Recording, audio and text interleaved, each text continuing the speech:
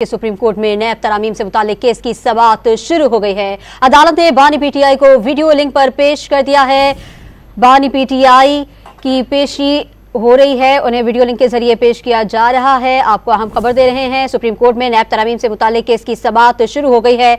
अदालत ने बानी पीटीआई को वीडियो लिंक पर पेश कर दिया गया है। अदालत ने बानी पीटीआई को वीडियो लिंक पर तलब किया था और आज उन्हें पेश कर दिया गया है। मज़ीद तफसीलात जानेंगे शकील करार से। शकील, क्या तफसीलात है आपके पास, इस हवाले से आगाह कीजिएगा।